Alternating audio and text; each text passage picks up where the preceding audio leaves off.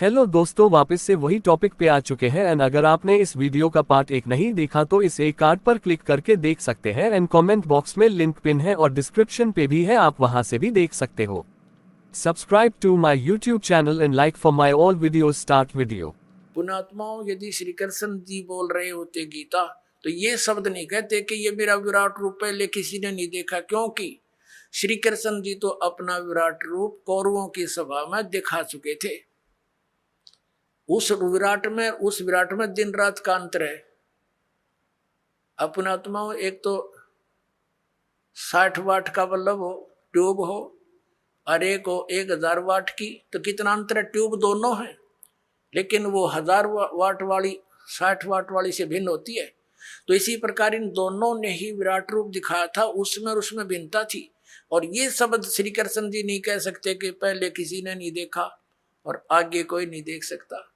तो इससे सिद्ध है गीता ज्ञानदाता श्री कृष्ण नहीं उसके अंदर प्रवेश करके काल बोल रहा। वो 1000 भुजा का भगवान है, 1000 कला का है, सहस्रा बाहु। अब 11वें अध्याय के 21वें श्लोक में अर्जुन कहता है कि हे सहस्रा बाहु, हे 1000 भुजा वाले भगवान, अपने उसी चतुर्भुज रूप में आ जाओ।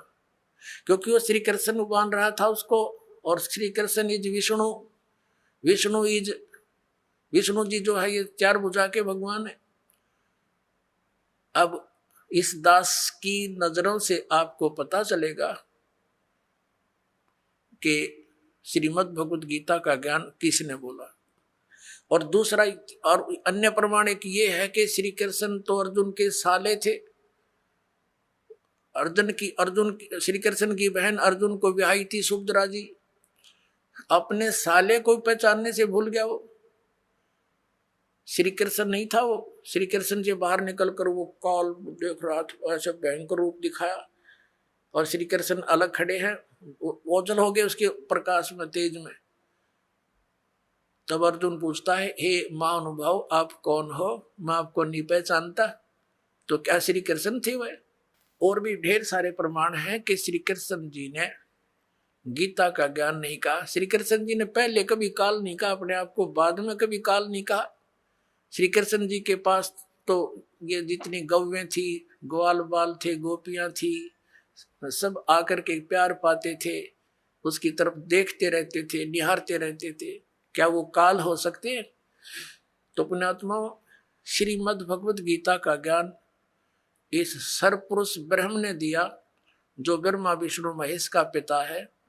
और इसी को हमारे धर्म गुरु, इसी को परम ब्रह्म बोलते हैं, इस काल को, कि ये मूर्ति रहित है, ये आकार में आया तो सदाशिव बन गया, ब्रह्मा जी बताते हैं। और फिर इसने अपने शरीर से एक स्त्री की निकाली अपने शरीर से, जो इसके श्रीअंग से अलग होने वाली नहीं थी। वो कौन थी? वो दुर्गा थी।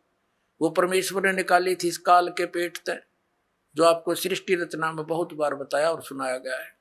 तो ये श्री शिव पुराण के अंदर आप देखते हो, रुद्र संहिता के अंदर आपको कल भी दिखाया था और भी दिखाएंगे समय आने पर।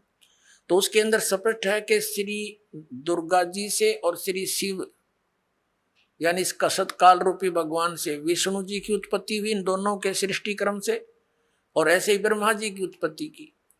और फिर विद्वेश्वर संहिता में ये आपने देख लिया, 5 बोलने वाला ये अलग है, और शिव, विष्णु, ब्रह्मा और रुद्र, ये चारों को ये उपदेश दे रहा है। तो ये काल रूपी ब्रह्म जो है, इसने गीता जी का ज्ञान बोला, और इसने अपनी सतिथि बताई कि तेरे और मेरे बहुत जन्म हो चुके अर्जुन, तो नहीं जानता, मैं जानता हूं।